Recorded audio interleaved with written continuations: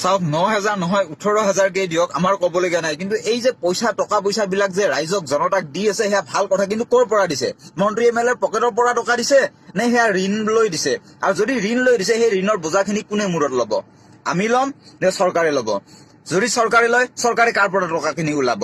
গতিকে এইকাৰণে কৈছো যে কোনোবাক 18,000 নহয় 36,000 দিয়ক, আমাৰ ক'বলগীয়া নাই, মোৰ হিংসাও কৰিব লগা নাই। কিন্তু আমি 500 টকা ডেইলি হাজিৰা পাম, মাহত 10-15,000 খুব বেছি দৰমহা পাওঁ, আৰু আমি পৰিয়াল তেনেকে পঢ়ি আছো, তাতে হস্পিটেলৰ খৰচা কিবাৰ খৰচা। গতিকে আমাৰ মাথাত বেলটো নাভাঙিব। ঋণ লৈছে, যিসকলক টকা দিছে 9,000 নহওক 18,000 নহওক, যিসকলক দিছে হিংসা কৰিব, সেইসকলৰ পৰা আপোনালোকে ঋণৰ বোজা মাৰিব, আমাৰ পৰা নামাৰিব। নহলে আমি গলত তাৰমানে ৰছী লগাব লাগিব। কাৰণ 500 টকা এটা হাজিৰা পাওঁ, পৰিয়াল চলাও, মাহত 10,000 এটা দৰমহা পাওঁ, পৰিয়াল চলা, হস্পিটেল খৰচা, অমুক খৰচা গুচি যায়। কালিলৈকে যি দলেই নহওক কিয় চৰকাৰ গঠন কৰি এই ঋণৰ বোজা মাৰিবৰ কাৰণে গেছৰ দাম 1,000ৰ জেগাত 1200 কৰিব, তেলৰ দাম 200ৰ জেগাত 300 কৰিব। কোনে বোজা মাৰিব?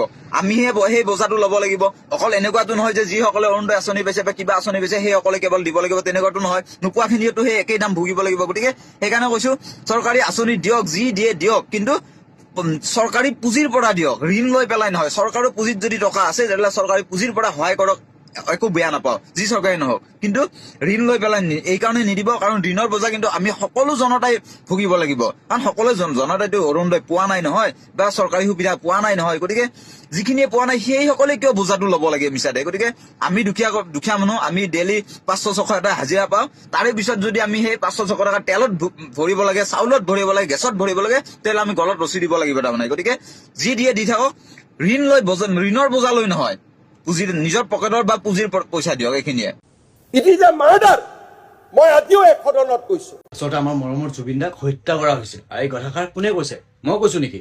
আমাৰ অসমৰ মাননীয় মুখ্যমন্ত্ৰী হেমন্ত বিশ্ব শৰ্মাই কৈছে। আৰু তেওঁ কি কৈছে শুনক, এইটো কথা শুনক। আৰু কোনে মাৰিছে তাকো আজি আমি অনুমোদন লৈছো। এজনে মাৰিছে, আন কেইজনে সহযোগিতা কৰিছে। দেখিছে? যদি আপুনি গমে পাইছে এজনে মাৰিছে, আন কেইজনে সহযোগ কৰিছে, সেই 12,000 পৃষ্ঠাৰ যে চাৰ্জশ্বিটত লিখা আছে, কি লিখা আছে? আপুনি যদি গমে পাইছে এজনে মাৰিছে আৰু আন কেইজনে সহযোগ কৰিছে, তো আপুনি যদি গম পাইছে ইমান দিনতো যোনজনে কৰিছে সেইজনৰ নাম ওলাই দিলে দেখোন সেইজনৰ এতিয়ালৈকে শাস্তি হৈ যায়। আৰু মই অনেষ্টলি এই কংগ্ৰেছৰ কথা কি ক'ম? এইগিলাটো কথাই পাতিব নোৱাৰে, সিহঁতৰ কথা পাতিয়ে লাভ নাই, সিহঁতৰ কথাই পাতিব নোৱাৰে। আৰু কংগ্ৰেছে কি কৰিছে এতিয়ালৈকে জুবিনৰ হৈ কিনে? কি কৰিছে? অকল জুবিন ক্ষেত্ৰলৈ আহি কেনে দুটা চাকি জ্বলাই এনেকে ধূপ জ্বলালেই জুবিনৰ ন্যায় নহয়। কি কৰিছে তেওঁলোকে যে কৈ আছে তেওঁলোকক ভোট দিয়ক, আমি জুবিনক ন্যায় দিম? আবে চব লংকাত গ'লে চব ৰাৱণ। এই বকৰ কৰিলে আপুনি, মই সঁচা কথা কৈছো, তেওঁলোকৰ কথা কোনো ভেলু নাই। পলিটিচিয়ান নহয়, খালি নহ'লে ন দেখাই দিলো হয় পলিটিক্স কেনেকে কৰিব লাগে।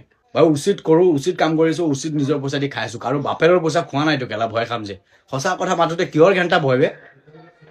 সঁচা মাতি আছো, নিজৰ খাই আছো, উল্টা দি আছো আমি। মোৰ ৰাইজক কৈছো দেই, আজি আপোনালোকে পাই আছে সেইকাৰণে গুণ গান গাই আছে, ৰাস্তাত ওলাই আছে, একদম দৌৰি পৰি নাচি চেচ।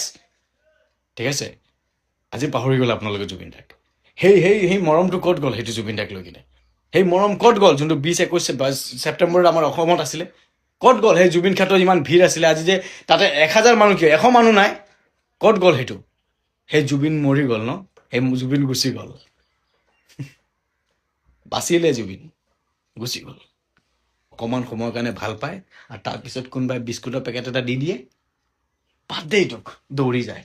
লাজ লাগিব লাগে আপোনালোকে কেতিয়াও আপোনাৰ মুখেদি নক'ব যে জুবিন ভগৱান আছিলে, জুবিন হিয়াৰ আমঠু আছিলে, নক'ব কেতিয়াও আপোনালোকে। সেইটো হক নাই। সেইটো যদি কয় আপোনালোকৰ নিজৰ লাজ লাগিব লাগে। বিস্কুটৰ পেকেটত পাই যদি জুবিনক এৰি দৌৰি গুচি গৈছে, আৰু যেতিয়া বিস্কুট খোৱা শেষ আকৌ আহি কিনে যদি কয় জুবিন আছিলে, চাওক নিজে কামাই আছো, নিজে খাই আছো, সঁচা কথা মাতি আছো। মই ভাবো কোনো মাইকালালে একো কৰিব নোৱাৰে যেতিয়ালৈকে মই সঁচা মাত মাতি আছো। চুৰ কৰা নাইতো। যোন চুৰ চামাৰ কৰি কিনে খাই আছে সিহঁতে যদি ভয় কৰা নাই, আমি কোন ঘেণ্টাবে ভয় কৰিম কাৰোবাক? হা, এই ৰাজ্যখনৰ চৰকাৰ আমি বনাইছো, তেওঁলোকে ভয় খাব লাগে আমাক, আমি নহয়। এইসব বাদ দিয়ক, সেই দিন গেল, এইটো বেলেগ দিন। চৰকাৰ যাৰে নাথাকক কিয়, যোন কংগ্ৰেছ হওক বা যোন বিজেপি হওক, যোন সত্যত আছে তাৰ লগত আমি আছো, আৰু যোন সত্যত নাই তাৰ হৈ মাত মাতিব আমি আছো। আমি নৱপ্ৰজন্ম। আজি আমাৰ লক্ষণাবন্ধাত আমাৰ অৰুণোদয়লৈ যি খেলি মেলি হৈ আছে, এইটো আমি বহুতো দুখ পাইছোঁ। কাৰণ মেম্বাৰ হিচাপে আমি যোৱা বিগত বছৰত আমি যিটো মেম্বাৰ হৈছিলোঁ, PRI মেম্বাৰবিলাকক যেতিয়া আমাক অৰুণোদয়ৰ কাৰণে আমাৰ অফিচৰ ফালৰ পৰা দিবৰ কাৰণে কৈছিলে, তেতিয়া আমি PRI মেম্বাৰবিলাকে চবৰ পৰা কাগজ লৈছিলোঁ যে যিসকলে পোৱা নাই তেওঁলোকক আমি অৰুণোদয় দিম। আমাৰ মাজতে যেতিয়া মুখ্যমন্ত্ৰী মহোদয় কলিয়াবৰত আহিছিলে, আমাৰ উদ্যমিতা আঁচনি 1 লাখ টকাৰ ঘোষণা কৰিছিলে চেক বিতৰণৰ দিনা, সেইদিনা মুখ্যমন্ত্ৰী মহোদয়ে আমাৰ 3000 কলিয়াবৰত অৰুণোদয় দিয়াৰ কথা মুখ্যমন্ত্ৰী মহোদয়ে ঘোষণা কৰিছিলে। ঘোষণা কৰাৰ পিছত আমাক ব্লকে পঞ্চায়তে আমাক জনালে যে আমাৰ প্ৰত্যেক PRI মেম্বাৰবিলাকক 10টাকৈ অৰুণোদয় দিয়া হ'ব, যে জিৰোৰ পৰা বাছি দৰিদ্ৰ মহিলাসকলক জিৰোৰ পৰা বাছি পেলাই 10জন তোমালোকে দিয়া, তেওঁলোকৰ অৰুণোদয় হ'ব। ঠিক সেইমতে আমি 10টা ৱাৰ্ডৰ মিলি পেলাই 10টাকৈ 100টা অৰুণোদয়ৰ ফৰ্ম আমি ফিল আপ কৰি একেদিনতে চব কৰি ব্লকত জমা দিলোঁ। দিয়াৰ পিছত কি হ'ল, আমাৰ 100টা ফৰ্ম কোনো ৱাৰ্ডৰে হোৱা নাই, 100টা ফৰ্ম গায়ব হৈ গ'ল। আৰু বাকী 100টাৰ পৰিৱৰ্তে সেই জেগাত বেলেগ মানুহে ওফৰাকৈ দিনে ৰাতিয়ে কাম কৰি বেলেগ মানুহৰ নাম সোমাই দিলে। যিসকলে আমি লিষ্টত নাম চাইছোঁ, যিসকলে নাপালেও হয় অৰুণোদয়, তেওঁলোকৰ গিৰিয়েক ধৰক ঠিকাদাৰ হয় বা ডাঙৰ কিবা মাটি থকা মানুহ হয়, পকা ঘৰ থকা গাড়ী থকা হয়, তেওঁলোকৰ নাম অন্তৰ্ভুক্ত হৈ আছে। আমি যে দৰিদ্ৰ মহিলাসকলক দিলোঁ, 10জনকৈ বাছি দিলোঁ একদম দুখীয়া জিৰোৰ পৰা, সেইসকলৰ নাম অহা নাই। তাৰ কাৰণে খুবেই দুখিত। আৰু এই কামটো যে হৈ আছে, মাজতে আৰু এটা ঘটনা হ'ল, আমি যেতিয়া PRI মেম্বাৰ হৈ অহাৰ লগে লগে আমাৰ পঞ্চায়তত ৰেচন কাৰ্ডৰ এপ্লাই আহিলে। পিছত আমি লগে আমি প্ৰত্যেক মেম্বাৰে 10টা, কোনো 5টা, কোনো 3টা বেনিফিচিয়াৰী, মানে কোনোদিন তেওঁলোকে ৰেচনৰ মুখ দেখা নাই। এই চৰকাৰ হোৱাৰ পিছত ৰেচন তেওঁলোকে পোৱা নাই। তেওঁলোকক আমি বাছি মই নিজে 7টা দিছিলোঁ, তেওঁলোকে এতিয়ালৈকে ৰেচন পোৱা নাই চৰকাৰৰ। সেই মানুহবিলাকৰ নাম কাটি পেলাই আমি দিয়াকেইটা আমি ব্লকৰ পৰা চহী কৰাই ছাপ্লাই দিয়াৰ পিছত ছাপ্লাইত মই গৈ চাইছোঁ, আমাৰ ফৰ্ম পৰি আছে, ফাইল পৰি আছে। সেইকেইটা নহয়, বেলেগ মানুহক কাৰ্ড, এটা কাৰ্ডত 3টা মহিলাৰ নাম আছে, 3জনক ভাগ কৰি পেলাই তাত কাৰ্ড এক্সট্ৰা কৰি দিছে সেই জেগাত। তেনেকৈ কৰি সেইবিলাক মানুহৰ নাম অৰুণোদয়ত সোমাই দিছে। এইবিলাক খেলি মেলি আমাৰ লক্ষ্ণবন্ধা পঞ্চায়ত হৈ আছে। এনেকুৱা হ'লে আমি মেম্বাৰ হৈ আমাৰ কাম নাই একো, আমি পঞ্চায়ত এৰিব লাগিব। যিসকলে ৰাতি বহি পেলাই ব্লকত গৈ কাম কৰে, সেইসকল পঞ্চায়ত আহি চলাব লাগে আৰু তেওঁলোকেই মেম্বাৰৰ দায়িত্ব ল'ব লাগে। তেওঁলোকৰ নিৰ্দেশমতে যেতিয়া পঞ্চায়ত ব্লক চলে, তা আমি কাম নাই। আমাক ৰাইজে যে ইমান বুটত কষ্ট কৰি জয়যুক্ত কৰি দিলে, আমাৰ সেইটোৰ প্ৰাপ্যৰ ফল আমি ৰাইজক দিব নোৱাৰোঁ। কাৰণ তেনেকুৱা ওপৰাকৈ মানুহে আহি আমাক খেদাই দিয়ে। আমি কাম কৰাৰ সময়ত ৰাইজক বাছি দিয়াৰ সময়ত তেতিয়া তেওঁলোকে আহি শক্তি প্ৰদৰ্শন কৰে, তে আমি নোৱাৰোঁ। তে সেই ৰাইজৰ অভিশাপ আমি লোৱাতকৈ আমি কাম নকৰোঁ। যিসকলে কৰিছে তেওঁলোকে অভিশাপ লওক, আৰু তেওঁলোকৰ যাতে এইটো কৰাৰ কাৰণে তেওঁলোকৰ দিন কাল যাতে ভালে নাযায়, সেইটো আমাৰ ফালৰ পৰা অভিশাপ দিছোঁ। আপোনালোকে সুধি চাওক, 10টা মেম্বাৰক সুধি চাওক, তেওঁলোকে দিয়া কাগজ কাৰো হোৱা নাই। ইয়াতে নজনাকৈ বেলেগে হৈছে। হয়, এই খেলিমেলিটো শুনক, কলিয়াবৰত যিজন আমাৰ মুৰব্বী আছে, যাৰ দখলত আছে, শক্তি প্ৰদৰ্শন কৰে, তেওঁলোকে নিশ্চয় কৰিব। সেইটো আমি আৰু জানিবলৈ কথা আৰু কি আছে। কাৰণ আপোনাৰ শক্তি আছে, আপুনি শক্তি দেখুৱালেহে নিৰ্বলটো আঁতৰি যাব। সেই তেনেকৈ এই শক্তি থকা মানুহে এইবিলাক কাম কৰি আছে। কাৰণ ৰেচন কাৰ্ডো আমি কৰিব পৰা নাই। আমি মেম্বাৰ হৈছোঁ আজি 8 মাহ হৈছে। 8 মাহ হৈছে 2টা কাম আমাক দিছিলে পঞ্চায়তে, 2টাৰ ভিতৰত এটা আমি কৰিব পৰা নাই। তো আমি কিহৰ কাৰণে আজি মেম্বাৰ হৈ আছোঁ? আজি সেইটো কাৰণে বৰ দুখিত লাগিছে আৰু লাজৰো কথা যে আমি মেম্বাৰ হৈ কিয় আহিলোঁ। হিমন্ত বিশ্ব শৰ্মাই কিয় আমাক নিৰ্দলীয় বুলি কেণ্ডিডেট দিলে? আমাক পাৰ্টিগত দিব লাগিছিলে তেতিয়াহ'লে। তাই আমি পাৰ্টিৰ ফালৰ পৰা জোৰ খৰাবলৈ আমি নিৰ্দলীয় হৈছোঁ, ৰাইজে নিৰ্দলীয় বুলি আমাক পঠাইছে ৰাইজৰ ধুনীয়াকৈ স্বচ্ছ নিকাভাৱে কাম কৰি দিয়াৰ কাৰণে। কিন্তু সেই কামত আমাক সেই ওপৰুৱা শক্তিবিলাকে আমাক বাধা দি ৰাখিছে। আমি কেনেকৈ নিৰ্দলীয়ভাৱে কাম কৰিম? আমাৰ ইয়াত কংগ্ৰেছ বিজেপি নাই। দুখীয়া যোনে আছে তেখেতে আঁচনি পাব লাগে আৰু তেখেতে ধুনীয়াকৈ চলিব লাগে। সেইটো আমাৰ লক্ষ্য আৰু উদ্দেশ্য মুখ্যমন্ত্ৰী হিমন্ত বিশ্ব শৰ্মা আছিলে। কিন্তু সেইটোত আমাৰ একদম ওপৰুৱাকৈ যি বাধা দিছে, সেইটোত আমি কাম ছাকচেছ কৰিব নোৱাৰোঁ আৰু 5 বছৰ এনেকৈ কাম কৰিব নোৱাৰিম। সেইটো কাৰণে আমি ৰাইজৰ কাৰণে দুখিত আৰু ৰাইজক সেইটো কাৰণে আজি জনাইছোঁ যে আমি যে কিহৰ কাৰণে অৰুণোদয় আপোনালোক কৰি দিব পৰা নাই। বিকলাংগ মানুহ ৰৈ আছে, আমাৰ দিন হাজিৰা কৰা মানুহ ৰৈ আছে, এইটো কাৰণে আমি অৰুণোদয় আপোনালোকক দিব পৰা নাই। আমাক খালি কাগজ ল'বলৈ দিয়ে। এজন বেনিফিচিয়াৰীক 3বাৰ 4বাৰকৈ সোধক, কাগজ লৈছোঁ আমি, লৈ পেলাই আমি ধুনীয়াকৈ ফৰ্ম ফিল আপ কৰি জমা দিছোঁ। ইয়াতে আছে, কিন্তু আমাৰ এটাও হোৱা নাই। এইটোৱেই দুখ, খাৰাপ বহুত বেয়া লাগি আছে।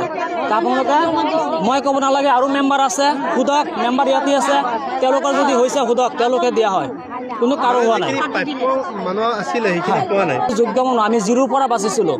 আমাক নিৰ্দেশ দিছিলে যে একদম যোগ্য মানুহ, প্ৰাপ্য মানুহ, বিকলাংগ, বিধৱা, সেইবিলাক আমি বাছি দিছিলোঁ। কিন্তু এতিয়ালৈকে তেওঁলোকক পোৱা নাই। কিন্তু যিসকলে বিধৱা নহয়, বিকলাংগ নহয়, সেইবিলাক মানুহ, যিসকলৰ আপোনাৰ গিৰিয়েক ধৰক ঠিকাদাৰ হয়, সেইবিলাকৰ মানুহৰ নাম অন্তৰ্ভুক্ত হৈ আছে। লিষ্ট আমাৰ হাতত আছে। তেনেকৈ হ'লে আমি ৰাইজৰহে অভিশাপ ল'ম। ৰাইজৰ অভিশাপৰ পৰা মুক্ত হ'বলৈ আজি আপোনালোকক মাতিছোঁ। এনেকৈ আমি ৰাইজৰ অভিশাপ ল'ব নোৱাৰিম। এইটো লক্ষ্ণবন্ধা পঞ্চায়ত হয়। মই 5 নং ৱাৰ্ডৰ সদস্য, মতিলাল মণ্ডল। মহোদয়লৈ কিবা আহ্বান থাকিব নেকি? মাননীয় মুখ্যমন্ত্ৰী মহোদয়ক এইটোৱে আহ্বান জনাইছোঁ যে আগন্তুক ইলেকশ্যন আহিছে আৰু এই ৰাইজে যে এই অৰুণোদয় লৈ যে এনেকৈ যে আমাৰ হেৰি হৈ আছে, আপচেছ হৈ আছে যে মুখ্যমন্ত্ৰী মহোদয়ে দিছে, কিন্তু ইয়াত দুজনে ভাগ কৰি দিব বস্তুটো। এই বটুৱাজন মানে বেলেগ ধৰণে ভাবি চিন্তি দিয়ে, দুখীয়া আৰু হেৰি নাথাকে। দুখীয়া মানুহক দিবলৈ আমাৰ মাননীয় মুখ্যমন্ত্ৰীয়ে দিছে। মাননীয় মুখ্যমন্ত্ৰী এইটোৱে আহ্বান জনাইছোঁ যে আপুনি স্বচ্ছ নিকা এজন মুখ্যমন্ত্ৰী হয়, কিন্তু আপোনাৰ নিৰ্দেশ মতে কোনো আমাৰ লক্ষ্মণাবন্ধা পঞ্চায়ত কাম হোৱা নাই, স্বচ্ছ নিকাভাৱে হোৱা নাই। সেইটো আপুনি প্ৰকৃত নজৰ দিব আগন্তুক দিনত, আৰু এনেকৈ যাতে আমাৰ যিসকল বঞ্চিত হৈ আছে এই দুখীয়া দৰিদ্ৰ অৰুণোদয় হিতাধিকাৰী যাতে আমাৰ এই লিষ্টত অন্তৰ্ভুক্ত হয়। আপোনাক এইটো বিনম্ৰ অনুৰোধ আৰু শ্ৰদ্ধা জনাইছোঁ যাতে আপুনি এই কামকেইটা কৰি দিয়ক আৰু আমাক উপকৃত কৰক এইখিনি কৰি পেলাই। আগতো পোৱা নাই, এতিয়াও পোৱা নাই, কাণতো কম খাওঁ। মই দুখীয়া মানুহ, মতো চলিব ডাঙৰ ডাঙৰ মানুহবিলাকে পাই আছে, মই একটু বিকলাংগ হৈ পোৱা নাই।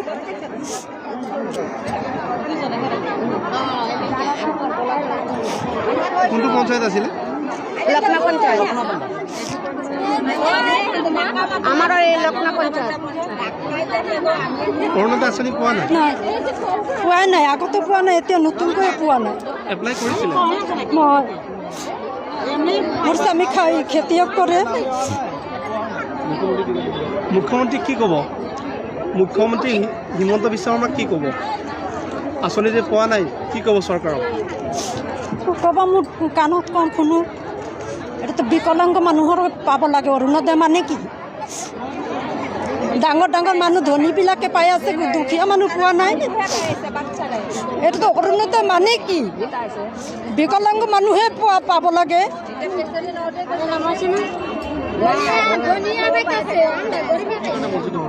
আপুনি কি কাৰণে বঞ্চিত হ'লে ইয়াৰ পৰা? কি কাৰণে পোৱা নাই আপুনি? কিজান চব কিছু দিছোঁ, চব বস্তু দিছোঁ। কোনটো পঞ্চায়ত আছিলে? এইটোৱে পঞ্চায়ত। কোনটো ৱাৰ্ড? 2 নং।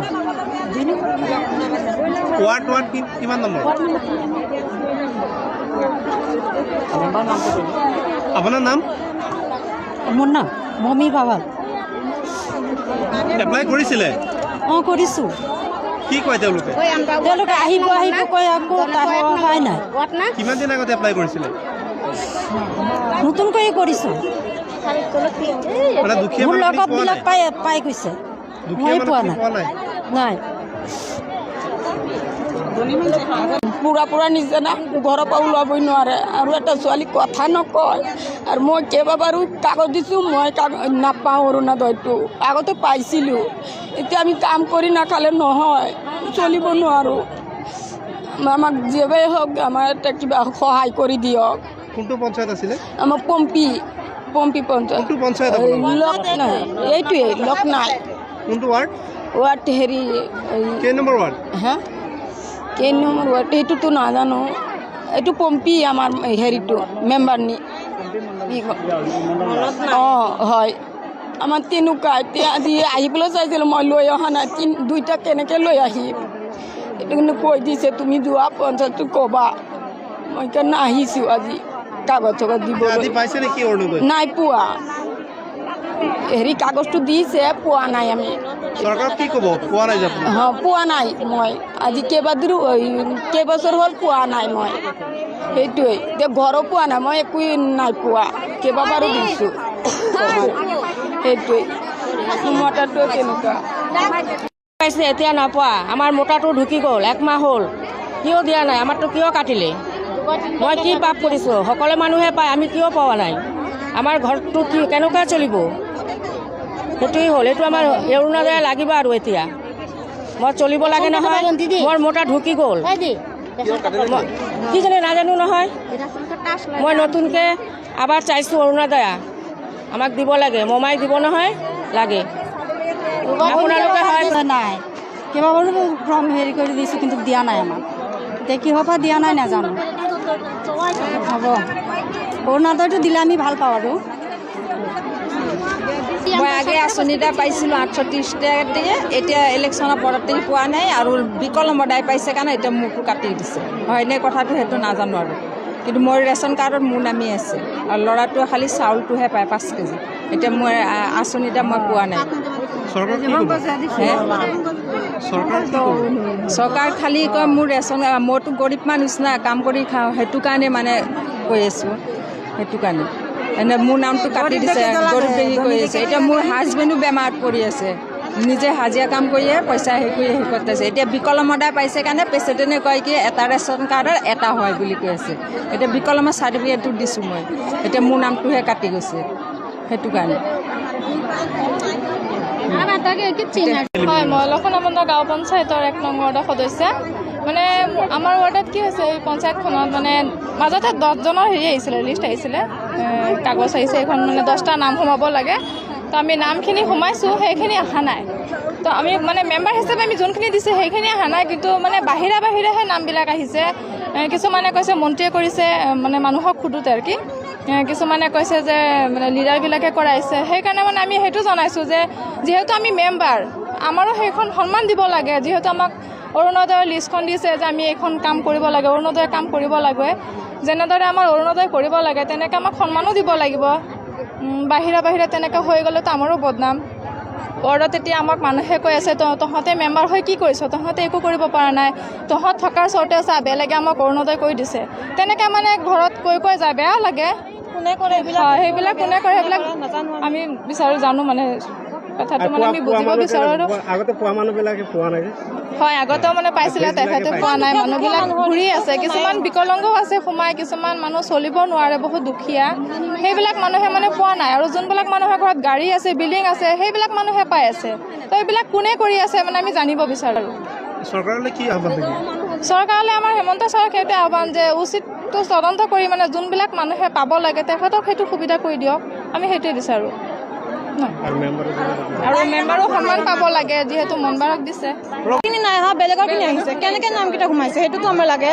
মোৰ 73 আছিলে, এতিয়া হৈ গ'ল 89, সেইটো কেনেকৈ হ'লে? আমিতো গমেই নাপাওঁ কেনেকৈ সোমাইছে, কোনে দিছে। আকৌ লোকেতো কৈ আছে যে নতুন মানুহৰ বোলে ৰেচন কাৰ্ডত নাম হোৱা নাই, এতিয়া সিহঁতেও দেখোন পাইছে। আমাৰ লগৰ যিখিনি আমি দিছোঁ সেইখিনি পোৱা নাই, নতুন মানুহৰ কেনেকৈ সোমাইছে? আৰু পুৰণা ইমান দিনৰ পৰা পাই আছে, এতিয়া বৰ্তমান নাই পোৱা সিহঁতে। এতিয়াতো ঘৰৰ পৰা ওলাবই নোৱাৰোঁ, গাঁৱৰ মানুহে পৰা গালি পাৰি থাকে, গালিটো পাৰিবই, ইমান দুখীয়া মানুহ আমাৰ কষ্ট কৰিছে, দিনে ৰাতিয়ে কষ্ট কৰিছে আমাৰ কাৰণে। এতিয়া আমি জিকাই পেলাই যদি সিহঁতক কাম কৰিব নোৱাৰোঁ, সেইটো আমাৰো লাজৰ কথা, ওলাবও নোৱাৰোঁ ঘৰৰ পৰা। সেইটোৱে চৰকাৰক আহ্বান জনাইছোঁ যাতে আমাৰ ৱাৰ্ডটো চাই, আকৌ ৰাইজে পঞ্চায়তটো চাই, ভালকৈতো হেৰি ওপৰতো গম নাপায় কি হৈ আছে, লিডাৰবিলাকে সেইবিলাক কৰি আছে। সেইটোৱে চৰকাৰ চাতে আমাৰ পঞ্চায়তটো চাই ভালকৈ। সেইটোৱে এইটো লক্ষণাবন্ধা পঞ্চায়ত, পাতলি 4 নং ৱাৰ্ডৰ পাতলিয়াটি কাৰণে। মোৰ নাম ৰিপা বিশ্বাস মণ্ডল। চৰকাৰলৈ কি? সেইটোৱে চৰকাৰলৈ আমাৰ ভালকৈ চাই যাতে চবকে মিলিজুলি চাব লাগে, দুখীয়া মানুহটো চাব লাগে। যাৰ কাৰণে আমি চৰকাৰ বনাইছোঁ, সিহঁতেও আমাক কষ্ট কৰি আছে, আমাৰো চাব লাগে, চৰকাৰেও চাই আমাক। নাই পোৱা, 10টা দিছোঁ, ইমান দুখীয়া বিকলাংগ আছে, দুখীয়া মানুহ আছে, একদম কাম কৰি হাজিৰা কৰি খায়, সিহঁতে নাই পোৱা। আৰু কিছুমানে পাইছে চাগে ঘৰত ট্ৰেক্টৰ আছে, ডাঙৰ গাড়ী আছে, বাইক আছে, ভালকৈ কাম কৰি চলি খাব পাৰে, সিহঁতে পাইছে। আৰু কিছুমান আছে আমাৰ গাঁৱত মানে বেছিভাগে দুখীয়া, ঘৰ দুৱাৰটো নায়েই, লোকৰ ঘৰত ৰাতিপুৱা উঠিয়ে কাম কৰিব লাগে গৈ পেলাই। সেইটো তেনেকুৱা অসুবিধা বহুত পাই আছোঁ আমি গমেই নাপাওঁ কেনেকৈ হৈছে এইবিলাক কাম। আমাৰতো গম পাব লাগে, ৱাৰ্ড মেম্বাৰ হওঁ আমি। সেইটোৱে চৰকাৰক আহ্বান জনাইছোঁ। ভূপেন বৰাই বহুখিনি যেনেধৰণৰ অভিযোগ কৰি আহিছিল যে সাধাৰণ পৰিয়ালৰ মানুহৰ কাৰণে ইয়াত ঠাই নাই, কংগ্ৰেছত ঠাই নাই। আজি এই অতি শেহতীয়াকৈ ৰাতুল কলিতা বুলি আপোনালোকৰ যিগৰাকী কংগ্ৰেছী, তেখেতেও দল যিহেতু ত্যাগ কৰিছে, তেখেতেও এটা অভিযোগ আনিছে যে সাধাৰণ পৰিয়ালৰ আমাৰ ল'ৰাৰ কাৰণে কোনো ধৰণৰ ইয়াত ঠাই নাই, আৰু তেখেতে অত্যন্ত দুখেৰে কংগ্ৰেছ দল ত্যাগ কৰিছে। সেই কথাটোত সঁচাকৈ এই কথাখিনি ক'ৰবাত আকৌ এবাৰ প্ৰমাণ কৰিছে নেকি, বা দলে এই কথাখিনি গুৰুত্ব সহকাৰে লৈছেনে নাই? তৃণমূল কৰ্মীসকলৰ বা যিসকলে কংগ্ৰেছ দলটোৰ বেয়া সময়ত লাগি আছে, তেওঁলোকৰ কাৰণে সঁচাকেই কি চিন্তা নকৰে নেকি? খুব তেনেকুৱা কিন্তু বেয়া মেছেজ এটা গৈছে, আপোনালোকে তাৰ কাৰণে কিবা চেষ্টা কৰিছেনে নাই? মোক ঘৰটো আপুনি দেখিছে নাই? মইতো ইয়াতে সুধিব মই কিমান ভিতৰৰ পাইছোঁ। মোৰ 7 পুৰুষলৈ কোনো ৰাজনীতি কৰা নাই, কিন্তু মোক কংগ্ৰেছ দলে লখিমপুৰ নিচিনা এটা সন্মানজনক ঠাইত 2বাৰকৈ টিকেট দিলে, তাকো মই চিডুল কাষ্ট ল'ৰা, জেনেৰেল চিটত খেলিবলৈ সুবিধা কৰি দিছে। আমাৰতো মা দেউতাই পলিটিক্স কৰা নাই, পলিটিক্স কৰা নাই। এনেকুৱা ধৈৰ্য নথকা কিছুমান মানুহ, যাৰ ধৈৰ্য নাই, যি যুঁজিব নোখোজে, সি উঠি বাঢ়ি যাবই ৰাজনীতিত। মানে সেইখিনি ঠিকে আছে, কিন্তু মোৰ প্ৰশ্নটো হৈছে যে বিচাৰিলেই সকলো বস্তু নাপায়, সময়ৰ কাৰণে ৰ'বই লাগিব এটা সময়লৈ, কিন্তু কথাটো হৈছে যে সেই মানুহখিনিক আপোনালোকে ধৰি কিয় ৰাখিব পৰা নাই? আৰু এতিয়া কাক ধৰি ৰাখিব আপুনি?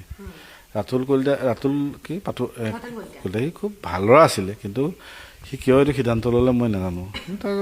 কিন্তু সি কি কয় নলবাৰীত জিকিব পৰাকৈ তাৰ পজিশ্যনটো হোৱা নাই। সি টিভিত ভাল কথা কয়, ফেচবুকত ভাল কথা কয়, কিন্তু তলত গ্ৰাউণ্ডত তাৰ মানুহ নাই।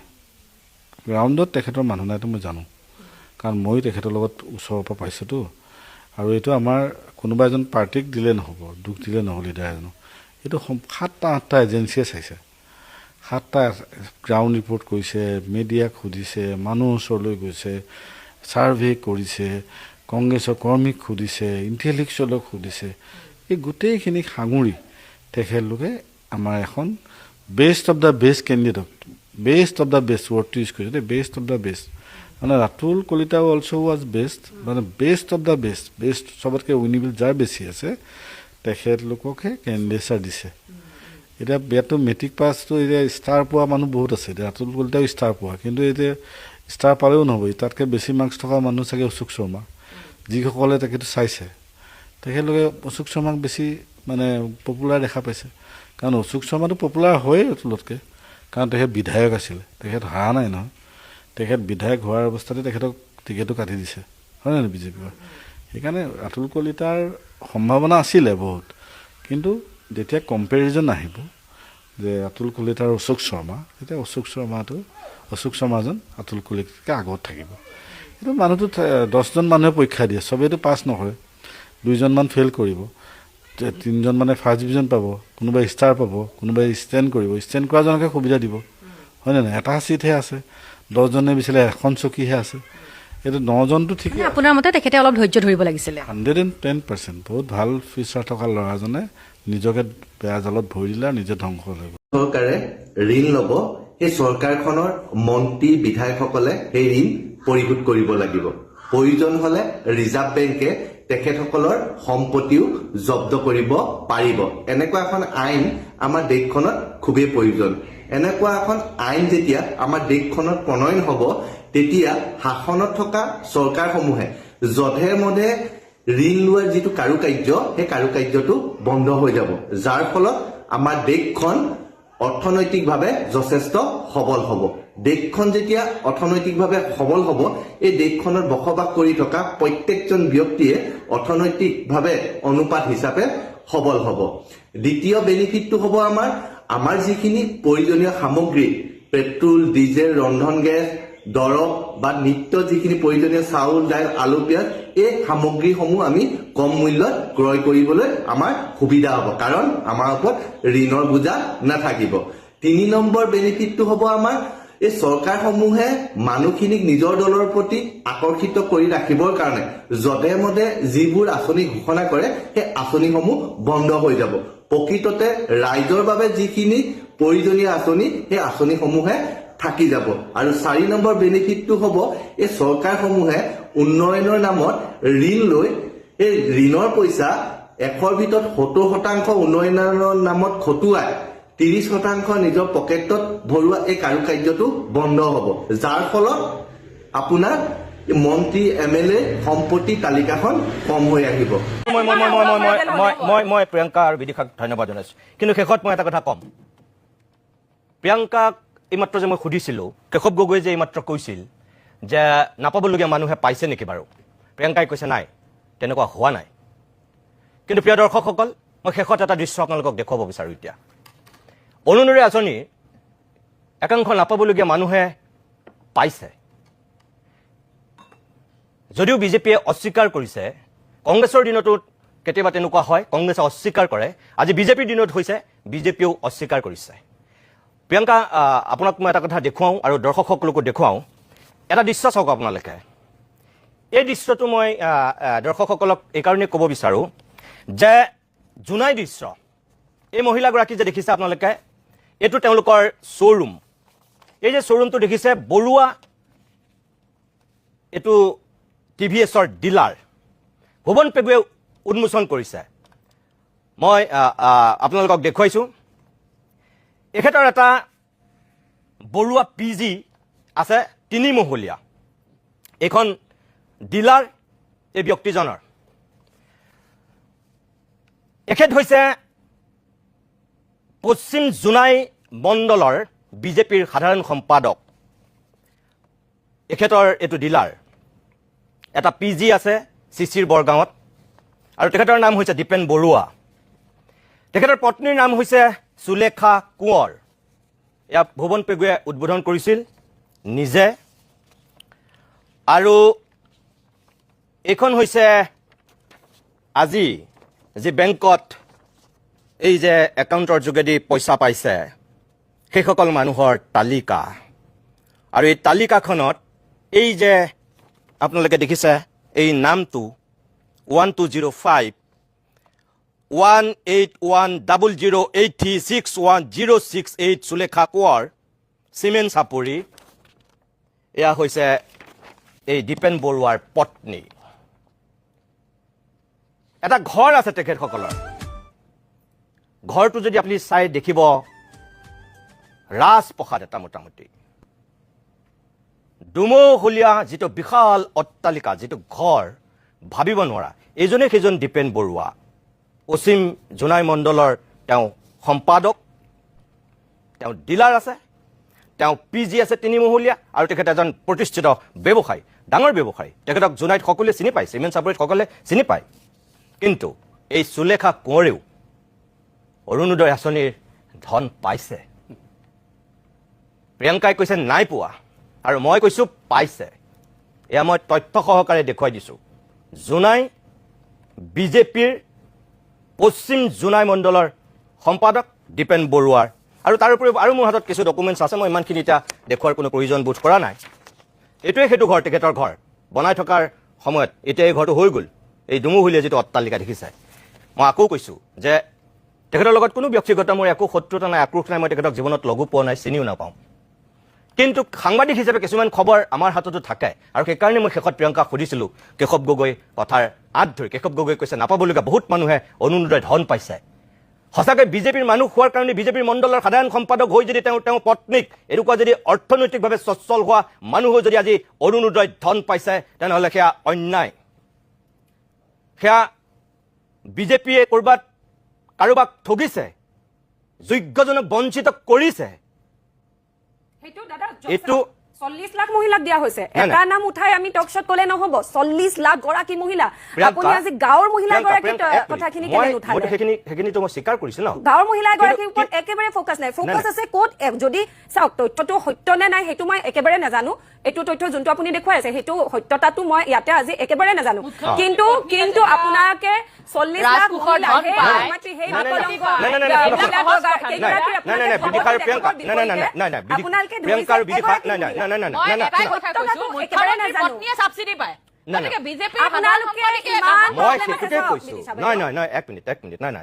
এইটো প্ৰিয়ংকা যদিও কথাটো কৈছে মই আৰম্ভণিতে কৈছোঁ ন সকলো মহিলাক সন্মান কৰি পেলাই মই কথাটো কৈছোঁ কিন্তু মই কৈছোঁ যে আপুনি কৈছে যে নাই কোনেও পোৱা নাই ইয়াত নাই পোৱা বুলি আপুনি কৈছে মই কৈছোঁ যে কোনোবাই পাইছে আপুনি উদাহৰণ এজনক ধৰিছে আৰু সেইটোৰ সত্যতাটো আজি আমি নাজানো সেইটো সত্য হয় নে নাই মই এইটো কথা কৈছোঁ যে যদি কিবা ভুল হৈছে তেতিয়া 110% কৰ্তন হ'ব নিশ্চিতভাৱে কৰ্তন হ'ব নাই বিদিশা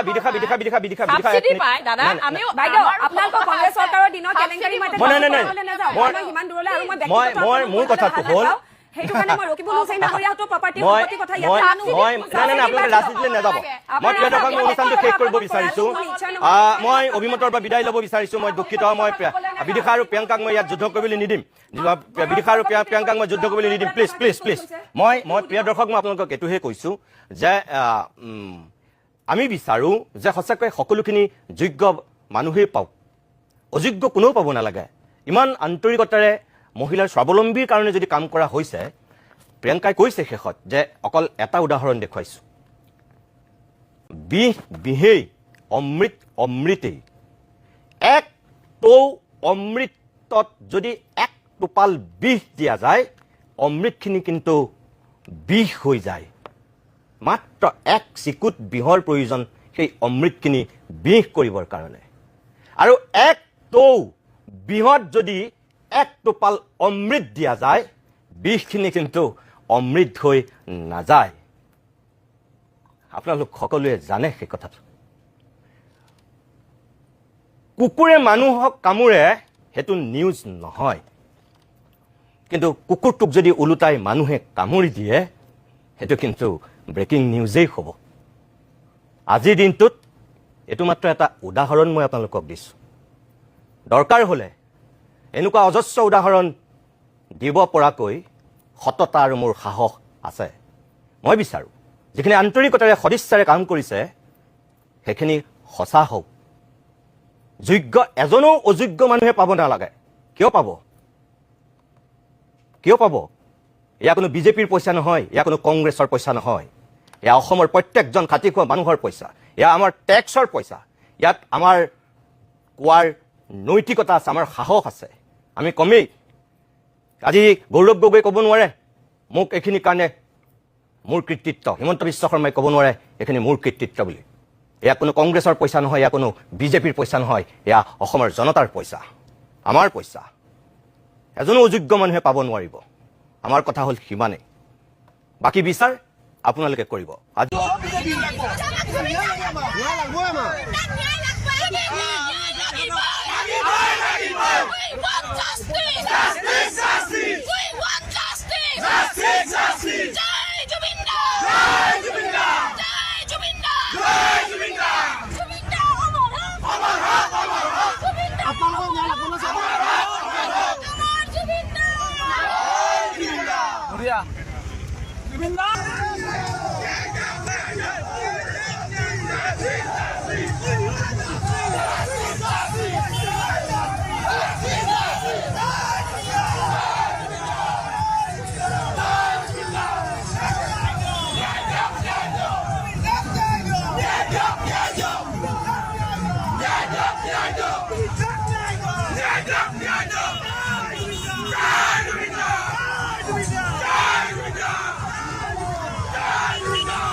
তেখেতে মানে মুখ্যমন্ত্ৰী মহোদয় মানে ন্যায় যাত্ৰা কৰে কিবা কৰে আমাৰ কোনো কথা নাই আমাৰ এটাই কথা জুবিনদাক ন্যায় লাগে আৰু জুবিনদাক ন্যায় নোপোৱালৈকে আমি কেতিয়াও শান্ত নহয় অসমীয়া হিচাপে আমি অসমীয়া হিচাপে আমি নিজৰ মুখেদি নিজে কৈছিল ইলেকশ্যনৰ আগত আপোনালোকে আমি জুবিনদাক ন্যায় দিম ন্যায় দিলে আপোনাক ভোট নিদিব তো সেইটো চিধা কথা কি ভোট দিম নে নিদিম সেইটো আমাৰ মুখ্যমন্ত্ৰীৰ ওপৰত আমাৰ উত্তৰ লাগে তেখেতে যিহেতু নিজে কৈছিল আমি ন্যায় দিম ইলেকশ্যনৰ আগত আৰু ন্যায় নিদিলে আমি কিয় বেয়া পাম হ্যাঁ আৰু ন্যায় দিলে ভোট দিব মানা কৰি এতিয়া কি আমি উত্তৰটো বিচাৰিছোঁ তেখেতৰ এতিয়া তেখেতৰ জয় জুবিনদা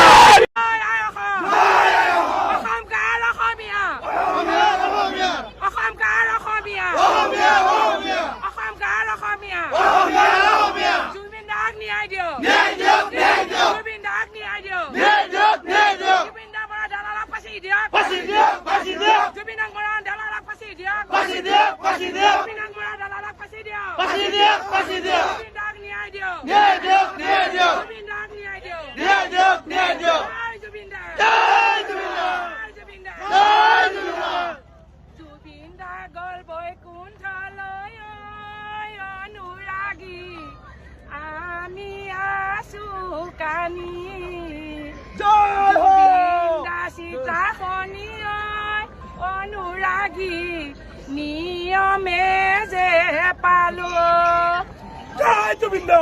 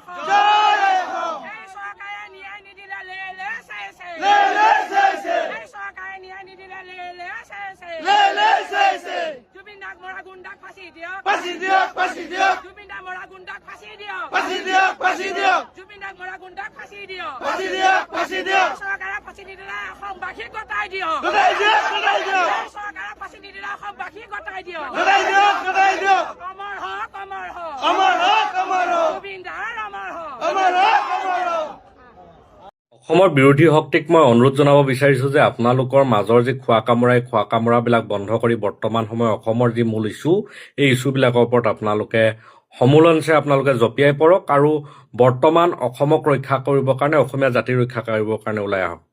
আপোনালোক সকলোৱে দেখিছে যে উজনি অসমৰ এগৰাকী প্ৰভাৱশালী মন্ত্ৰী বা এগৰাকী প্ৰভাৱশালী নেতা যোগেন মোহন ডাঙৰীয়াক তেওঁ ৰাজনৈতিকভাৱে তেওঁক সংকুচিত কৰি তেওঁক বৰ্তমান সময়ত অসমৰ মন্ত্ৰীসভাৰ পৰা আঁতৰাই পেলোৱা হ'ল। ঠিক সমান্তৰালভাৱে আপোনালোকে যদি চাই সিদিনাখন তপন গগৈকো তেওঁক ৰাজনৈতিকভাৱে সংকুচিত কৰা হ'ল আৰু এতিয়া তেওঁ মন্ত্ৰিত্ব কাটি দিছিল আৰু এতিয়া বৰ্তমান সময়ত ৰাজনৈতিকভাৱে সংকুচিত হৈ আহিছে। এই একেটা সময়তে কিন্তু আপোনালোকে দেখিব যে বিহাৰী লোকে বৰ্তমান সময়ত আসন সংৰক্ষণৰ কথা কৈছে, উজনি অসমৰ তিনিচুকীয়া আসন সংৰক্ষণৰ কথা কৈছে আৰু সেই একেটা সময়তে আপোনালোকে দেখিব যে মুখ্যমন্ত্ৰীয়ে বৰ্তমান সময়ত অশোক সিংহালক লগত লৈ জন আশীৰ্বাদ যাত্ৰা আৰম্ভ কৰিছে। আৰম্ভণি অশোক সিংহালৰ পৰা কৰিছে। তাৰ মানে বৰ্তমান সময়ত অসমৰ খিলঞ্জীয়া জনজাতিসমূহৰ প্ৰতি, অসমৰ খিলঞ্জীয়া অসমীয়া মানুহৰ প্ৰতি বৰ্তমান সময়ত এই ৰাজনৈতিক যি ব্যৱস্থাটো ভাবুকিস্বৰূপ হৈ পৰিছে। বৰ্তমান ব্যৱস্থাটোত আপোনালোকে দেখিব যে RSS কৰা বহু লোকে যাৰ প্ৰফাইলত বিভিন্ন ধৰণৰ মা ভাৰতীৰ তেওঁলোকৰ ফটো লাগি থাকে আৰু তেওঁলোকে আহোম মানুহক বৰ্তমান সময়ত বিদেশী বুলি ক'বলৈ কুণ্ঠাবোধ কৰা নাই, তেওঁলোকে লিখিবলৈ কুণ্ঠাবোধ কৰা নাই বা ব্ৰাহ্মণ্যবাদী চিন্তা চেতনাৰ মানুহে বৰ্তমান সময়ত আহোম মানুহক বিদেশী বুলি ক'বলৈ আৰু লগতে অন্যান্য খিলঞ্জীয়া জাতি জনগোষ্ঠীসমূহক অস্পৃশ্য বুলি গণ্য কৰিবলৈ তেওঁলোকে কোনো ধৰণৰ কুণ্ঠাবোধ কৰা নাই। তেনে সময়ত বৰ্তমান সময়ত অসমীয়া খিলঞ্জীয়া মানুহৰ যি ৰাজনৈতিক অধিকাৰ, অসমীয়া খিলঞ্জীয়া মানুহৰ যি অধিকাৰ, অসমীয়া খিলঞ্জীয়া মানুহক কেনেধৰণে আগবঢ়াই নিব লাগে এই কথাবিলাকৰ ওপৰত গুৰুত্ব দিয়া সময় আহি পৰিছে। আপোনালোকে দেখিছে যে কেনেধৰণে এগৰাকী খিলঞ্জীয়া লোক সৰ্বানন্দ সোণোৱালক ৰাজনৈতিকভাৱে সংকুচিত কৰি অসমৰ ৰাজনীতিৰ পৰা বিদায় দিয়া হ'ল। আপোনালোকে দেখি আহিছে এনেকুৱা বিভিন্ন ধৰণৰ ঘটনা আৰু পৰিঘটনাবিলাক। কিন্তু বৰ্তমান সময়ত অসমৰ যি ৰাজনৈতিক বাতাবৰণ, এই ৰাজনৈতিক বাতাবৰণত অশোক সিংহাল লাহে লাহে ক্ষমতাশালী হৈ আহিছে। অশোক সিংহালে আজি অসমীয়া জাতিৰ ভৱিষ্যত নিৰ্ণয় কৰা বিভিন্ন সিদ্ধান্তৰ নেতৃত্ব প্ৰদান কৰিব পৰা হৈছে। তেনে সময়ত এই সৰু সৰু চিটক কেন্দ্ৰ কৰি হোৱা খোৱা কামোৰাবিলাক বন্ধ কৰি আমাৰ যিবিলাক অসমীয়া জাতিৰ মূল ইছ্যু, এই ইছ্যুবিলাকত গুৰুত্ব দিয়ক আৰু লগতে বৰ্তমান সময়ত অসমীয়া আমাৰ নতুন প্ৰজন্মৰ যিবিলাক সমস্যা, এই সমস্যাবিলাক বৰ্তমান বিজেপি চৰকাৰে সৃষ্টি কৰা সমস্যাবিলাক সমাধান কৰিবৰ কাৰণে আপোনালোক সকলোৱে একেলগে ওলাই আহক। এয়া হ'ল সময়ৰ দাবী আৰু জাতিটোৰ দাবী। এটা বিজেপিয়ে যেতিয়া প্ৰাৰ্থী তালিকা ঘোষণা হোৱাৰ পিছতে এটা অভিযোগ আনি আছে যে বিজেপিয়ে সাধাৰণ ঘৰৰ ল'ৰা বাছনি কৰে আৰু কংগ্ৰেছে তেওঁলোকৰ যিটো লিগেচি, সেই লিগেচিৰ ওপৰত বিশেষকৈ ৰজা ঘৰৰ সন্তান চাই বুলি কৈছে, যিটো আপোনাৰ ওপৰতো অভিযোগ উত্থাপন কৰিছে যে আপুনি প্ৰাক্তন মন্ত্ৰীৰ পুত্ৰ, যাৰ কাৰণে টিকট আজুৰি আনিবলৈ সক্ষম হৈছে। সেই অভিযোগটো সন্দৰ্ভত কি ক'ব? চাওক, প্ৰথম কথাটো হ'ল মই কংগ্ৰেছ দলৰ কাৰণে বহুত বছৰৰ পৰা কাম কৰি আহিছোঁ। মই আমাৰ প্ৰাক্তন সভাপতি ভূপেন বৰা ডাঙৰীয়া তেখেত কংগ্ৰেছত আছিল, মই সেই সময়ৰ পৰাই মই কাম কৰি আহিছোঁ। কি হয়, টিকেট প্ৰদান কৰাৰ পাছত এতিয়া মোক কংগ্ৰেছে মোক টিকেট দিয়াৰ পাছত হঠাতে মোৰ লাইমলাইট চব মোৰ ওপৰত আছিল। মই সদায় লাইমলাইটৰ পৰা মই দূৰত আছিলোঁ আৰু সদায় মই তেনেকেই কাম কৰি গৈছিলোঁ। পিছে যিহেতু টিকেট দিয়াৰ পাছত স্বাভাৱিক কথা এই কথাটো ওলাব। পিছে মই এটা কথা, মোৰ দৃঢ় বিশ্বাস, মোৰ যদি যোগ্যতা যদি থাকে, মই যদি সঁচা অৰ্থত যদি ৰাইজৰ লগত যদি মই কাম কৰিছোঁ, মই যদি সঁচা অৰ্থত যদি মই থিয় দিছোঁ, মোক ৰাইজে আঁকোৱালি ল'ব আৰু এইটো ৰাইজে বিশ্লেষণ কৰিব। যেতিয়া গৌৰৱ গগৈ ডাঙৰীয়া প্ৰথম আহিছিলে, তেখেতৰ কথাও তেনেকেই কৈছিলে। আজি আপুনি চাওক, আজি অসমৰ তেখেত এজন বলিষ্ঠ কণ্ঠ, তেখেতৰ কাৰণে কিমান লাখ লাখ মানুহ আজি ওলাই আহিছে তেখেতৰ মুখখন চাই পেলাই। সেই বিশ্বাসটো তেখেতে দিব পাৰিছে কিয়? কাৰণ তেখেতৰ যোগ্যতাটো আছে। আজি মোৰো দৃঢ় বিশ্বাস, মই যদি আজি কষ্ট কৰিছোঁ, মই যদি আজি ওলাই আহিছোঁ, ৰাইজেও যদি ওলাই আহিছে, আমাৰ গোটেই কংগ্ৰেছৰ গোটেই সতীৰ্থ ওলাই আহিছে, স্বাভাৱিক কথা, মোৰ কিবা মোৰ ভাল গুণ দলে দেখিছে, সেইকাৰণে ওলাই আহিছে আৰু বাকী ৰাইজে নিজে বিশ্লেষণ কৰিব। কংগ্ৰেছৰ প্ৰাৰ্থী তালিকা প্ৰথমখন ঘোষণা হ'ল, কিন্তু প্ৰথমখন ঘোষণা হোৱাৰ সময়তো এইটো স্বাভাৱিক, এটা দলত সকলোৱে প্ৰাৰ্থিত্ব আশা কৰে, বিধায়ক হোৱাৰ সপোন থাকে বা তেওঁলোকে নিৰ্বাচন খেলাৰ সপোন থাকে। মাৰ্ঘেৰিটা সমষ্টিতো তেনেকে বহুগৰাকী তেওঁলোকৰ আশা আছিল। এতিয়া আপোনাক দলীয় টিকট দিয়াৰ পিছত সেই অন্যান্য সমষ্টিত যেনেকুৱা কিছুমান ক্ষোভ দেখা পোৱা গৈছে, সেই মাৰ্ঘেৰিটা সমষ্টিত তেনেধৰণৰ ক্ষোভৰ আপুনি সন্মুখীন হৈছে নেকি, বা যদি হৈছে সেইটো কেনেধৰণে আপুনি তাৰ সন্মুখীন হ'বলৈ সাজু হৈ আছে? চাওক, বিজেপিৰ এটা খুব ডাঙৰ কৌশল এটা থাকে, আমাৰ মানুহৰ, আমাৰ কংগ্ৰেছ দলৰ সতীৰ্থসকলৰ মনোবল ভাঙিবলৈ কি কৰে, তেখেতসকলে মানুহ টানি ব্যক্তিগত স্বাৰ্থতে হওক, পইচাৰ দমতে হওক বা ভাবুকিয়ে হওক, তেনেকে কেতিয়াবা কি হয়, আমাৰ কংগ্ৰেছৰ কৰ্মীবোৰক পোচ কৰে। আৰু আপুনি সদায় চাব, সদায় ইলেকশ্যনৰ ঠিক আগতে এনেকুৱা এটা পৰিৱেশ এটা সৃষ্টি কৰে। সেইকাৰণে কৰে যাতে আমাৰ কংগ্ৰেছৰ মানুহখিনি মনোবল ভাঙি যায় আৰু ৰাইজৰ আগত এটা এনেকুৱা এটা পিকচাৰ এটা দিব বিচাৰে যে মানে কংগ্ৰেছত স্থিতি ভাল নহয়। পিছে এইটো মই এটা কথা আপোনালোকক কৈছোঁ, যিখিনি সঁচা অৰ্থত কংগ্ৰেছী, যিখিনি সঁচা অৰ্থত সমাজৰ কাৰণে কাম কৰিব বিচাৰে, তেখেতসকল আজিও ইয়াতে আছে। ৰাইজৰ স্বাৰ্থত তেখেতসকল আজিও আছে কংগ্ৰেছত। সেইটোৱে আপোনালোকে সেইটোতে অনুমান কৰিব পাৰে যে এইখিনি অকল এটা প্ৰপগেণ্ডাৰ নিচিনাই এইটো বিজেপিয়ে হেৰি কৰিছে। এখন যুঁজ হ'ব বুলি কংগ্ৰেছৰ এটা শ্লোগান আছে, মাৰ্ঘেৰিটাটো স্বাভাৱিকতে যুঁজ হ'ব। আপুনি এইটো কথা কিমান দূৰ? মই একদম দৃঢ় বিশ্বাস, যুঁজ হ'ব আৰু আমি জিকিম আৰু সকলো ৰাইজৰ আশীৰ্বাদ আমাৰ লগত আছে। আৰু স্বাভাৱিক কথা, আপুনি এতিয়া অনাগত দিনত আপোনালোকে চাব কি ৰাইজে কিমান স্বতঃস্ফূৰ্তভাৱে কংগ্ৰেছক সমৰ্থন কৰিব। যুঁজ হ'ব বুলি কংগ্ৰেছৰ এটা শ্লোগান আছে আৰু ইতিমধ্যে প্ৰতীক বৰদলৈক যিহেতু কংগ্ৰেছে এগৰাকী যুৱ নেতাক যিহেতু মাৰ্ঘেৰিটাত প্ৰক্ষেপ কৰিছে, এনে সময়ছোৱাত প্ৰতীক বৰদলৈৰ বিশ্বাস যে মাৰ্ঘেৰিটাটো এবাৰ যুঁজ হ'ব। মাৰ্ঘেৰিটাৰ পৰা নিতুল কৃষ্ণৰ সৈতে মই লক্ষ্যজিৎ গোহাঁই, NKTV+। মাহ 2 মাহ 3 মাহ এনেকৈ এতিয়া 6টা মাহেৰ হ'ব হ'ল আমাৰ প্ৰাণৰ শিল্পী জুবিন গাৰ্গ আমাৰ মাজত নোহোৱা হোৱাৰ। পিছে জুবিন গাৰ্গৰ ন্যায় কেতিয়া ন্যায় পাব আমাৰ প্ৰাণৰ শিল্পীগৰাকীয়ে? ক'ৰবাত জুবিন গাৰ্গৰ এই ন্যায়ৰ প্ৰসংগটো ম্লান পৰিছে নেকি? জুবিন গাৰ্গৰ দৰে সত্তাটোক আমি চৰ্চা কৰিবলৈ আমি ক'ৰবাত পাহৰিছো নেকি? আমি জুবিন গাৰ্গৰ চৰ্চা ক'ৰবাত কমিছে নেকি? আজি সাধাৰণ ৰাইজে কি কয়, সাধাৰণ জনতাই কি কয়, আমি মন্তব্য ল'বলৈ চেষ্টা কৰিম আৰু কি কয় আপোনালোকক আমি শুনাই যাবলৈ চেষ্টা কৰিম। এতিয়ালৈকেতো একো হেৰি হোৱাই নাই, তেওঁৰ এইটোৰ ওপৰত ন্যায় পোৱা নাই। চবেই একচুৱেলি ৱেইট কৰি আছিলে সেইটো বস্তুৰ কাৰণে, কিন্তু যিহে দেখিছে আৰু বস্তুখিনিৰ পৰা ডিষ্ট্ৰেক্ট হোৱা নিচিনা হৈ গৈছে বহুত মানুহ। চবেই বিচাৰিছে ন্যায় পোৱাটো, যিহেতু এতিয়ালৈকে একো ম্লান পৰিছে নেকি জুবিন গাৰ্গৰ ন্যায় প্ৰসংগ? ম্লান ক'ৰবাত নাইকিয়া হৈ গৈছে, চৰ্চা কমিছে নেকি জুবিন গাৰ্গৰ? সেইটোতো বাৰু হৈছে, এইটো চবেই এগ্ৰি কৰিব, এইটো হৈছে বাৰু। আমি বিচাৰো যে সেইটো বস্তু আকৌ মানুহখিনিয়ে তাৰ ওপৰত কিবা এটা একশ্যন লওক। কেনেদৰে মিছ প্ৰতি মানে মিছ কেনেকৈ কৰে বুলি কি ক'ম এতিয়া? আমি চবেই প্ৰতিটো ক্ষণতে মিছ কৰা যায় তেওঁক। আৰু এইটো এনেকুৱা হৈছে যে সময়ৰ লগত বস্তুখিনি মানুহে যাতে পাহৰি নাযাওক। এই বস্তুটো যেনেকৈ উইথ টাইম বস্তুখিনি হেৰি হৈ যায় ন, তেনেকৈ যাতে এইটো বস্তু পাহৰি নাযাওক। আৰু ন্যায়টো লাগে, গতিকে সত্যবাদীৰ মানুহ আছিলতো, অসমত বহুত সত্য কাম কৰি গৈছে, তেখেতক ন্যায় নিশ্চয় দিব লাগে। কিন্তু ছাৰে কি কাৰণত দিয়া নাই এতিয়া ছাৰেহে বুজি পাব। কিন্তু আমি ছাৰৰ ওপৰতে আমি বিচাৰখন দিছো, গতিকে তেখেতে কি কাৰণত ন্যায় দিয়া নাই এতিয়া তেখেতেহে জানে। আৰু কিন্তু আমাক ন্যায় লাগে, ন্যায় দিম বুলি কৈ আছে, কিন্তু মানে বাচ্চাক ভুৰকা দি ভুৰকাই আছে। আৰু আমি মানে বাচ্চা আৰু আমাক খেলনা দি ভুৰকাই আছে, সেইটোৱে হৈছে। আৰু বেলেগ তাত বাহিৰে বেলেগ একো নাই। কিন্তু তেখেতে দিব লাগিছিল ন্যায়টো, গতিকে বহুত সত্যবাদীৰ মানুহ। যিমান নিউজত ওলাইছে সিমানখিনি আমি ফ'ল' কৰি আছোঁ। লাইক চৰকাৰে যিমান কৰিব পাৰিছে কৰি আছে। চ' মই ভাবোঁ যে পাম, আমি ন্যায়টো পাম। আমি লেহেমীয়া মানে চব প্ৰচেছতে অকণমান টাইমটো লাগিবই, কিন্তু আমি ধৈৰ্য ধৰিব লাগিব আৰু অকণমান। হ'লেও যিমানখিনি গভৰ্ণমেণ্টে কৰি আছে, আই থিংক কৰি আছে আৰু ঠিকেই কৰি আছে। কিন্তু আমি এজ এ মানে জুবিন যোনে আমি ভাল পাওঁ, আমিবোৰেও মানে এই বস্তুটো মানে পাহৰি যাব নালাগে। আৰু মাজে মাজে আমি মনত পেলাই থাকিব লাগিব, কাৰণ চৰকাৰবোৰ এনেকেই কাম কৰিব আৰু সেইটোতো উপায় নাই। জীৱনটো মানে বস্তুটো এনেকুৱাই আৰু চব মানুহৰতো নিজৰ জীৱনৰ হেৰি থাকে, চব মানুহবোৰ বিজিয়ে হৈ থাকে। কিন্তু তথাপিও মানুহবিলাকে খুব মৰম দেখাইছে কিন্তু জুবিন দাৰ প্ৰতি, আমিও দেখাওঁ মাজে মাজে। যিহেতু আপুনি বিয়াতে যাওক, আপুনি যিকোনো ফাংচনেই হওক, তাতে জুবিন দাক মনত নেপেলোৱা মানুহ নাই মানে। চ' সেইটোতো বাৰু ঠিকে আছে, কিন্তু বাকী মানুহবিলাকে মাজে মাজে অকণমান কৰিব লাগিব আৰু কথাবোৰ কৈ থাকিব লাগিব গভৰ্ণমেণ্টক, সেইটোৱে আৰু। কিন্তু আজিলৈকে তেখেতৰ ন্যায়টো আমি পোৱা নাই, গতিকে আমি ন্যায় পোৱাটো ইলেকশ্যন আগে পোৱাটো বিচাৰিছোঁ। যদি ন্যায় আমি তেওঁলোকৰ ফাঁচি দাবী বিচাৰিছোঁ, যদি ফাঁচি নাই আমি ভোট নিদিওঁ। আমি এইটোৱে ডিচিশ্যন লৈছোঁ। এইখিনিয়ে আৱেগিক হৈ পৰিছে, জুবিন গাৰ্গক খুব মিছ কৰা যায়। মোৰ ছোৱালী মেডিকেলত এডমিট কৰিব লগা আছে সেইদিনাখন সৰু সজাত গৈ পেলাই। আমি ন্যায়টো বিচাৰিছোঁ, যাতে ন্যায়টো আমি পাওঁ। গানবোৰ এতিয়া ঘৰত শুনি থকা যায়, কেনেদৰে জুবিন গাৰ্গক আমাৰ হৃদয় কঁপি যায়, শুনিবই নোৱাৰে, কান্দা নোলাই যায়। এতিয়াও মই মাহত এবাৰ হ'লেও যাই থাকোঁ সোণাপুৰত জুবিন ক্ষেত্ৰলৈ। ন্যায়টো লাগে, জুবিন গাৰ্গৰ ন্যায় নহ'লেতো ভাল নালাগে না। এতিয়া মানে জুবিন গাৰ্গৰ ন্যায়টো 6 মাহ হ'ল, লেহেমীয়া কৰিছে মানে। আৰু এইটো কি কয়, ফাষ্ট ট্ৰেক আদালতত বস্তুটো হেৰি নকৰিলে।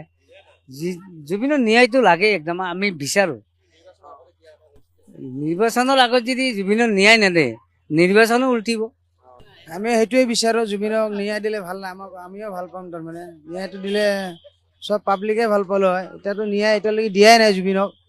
এতিয়া আগে পিছে হয় না নহয় এতিয়া জুবিন গাৰ্গক মিছ কৰি আছে আমিতো কেনেকে মিছ এতিয়া মিছটো চবে পাব্লিকে কৰি আছে, আমিও কৰিছোঁ। আমি মিছো জুবিন। গানবোৰ শুনিলে জুবিন সদায় মনত পৰে, জুবিনৰ মনত পৰিয়ে থাকে। চব আমাৰ বুলি নহয়, চবৰে মনত পৰে জুবিনৰ। কি ক'ব? সেইটোৱে ন্যায়টোৱে চাওঁ আৰু ন্যায়টো বিচাৰোঁ। 6 মাহ হৈ গ'ল আজি। আমাৰ চবৰে এটাই কামনা কি জুবিন গাৰ্গক ন্যায়টো লাগে, বেলেগ একো নাই। আমি চবে মিছ কৰি আছো জুবিন গাৰ্গক। সেইটোৱে ন্যায়টো লাগে আৰু বেলেগ একো নাই আমাৰ চবৰে। চৰকাৰে কিবা কৰে এতিয়া, ন্যায় হয় নে? জাষ্টিচ ফৰ জুবিনৰ ন্যায় লাগে। মই কৈ আছো একচুৱেলি জুবিনদাৰতো ন্যায়টো দিবই লাগে, বহুত দিন হৈ গ'ল না, আৰু ইমান দিন হৈ গ'ল। এতিয়া ইলেকশ্যনৰ পিছত আকৌ কি হ'ব? জুবিন গাৰ্গক মিছ কৰা বহুত মিছ কৰোঁ।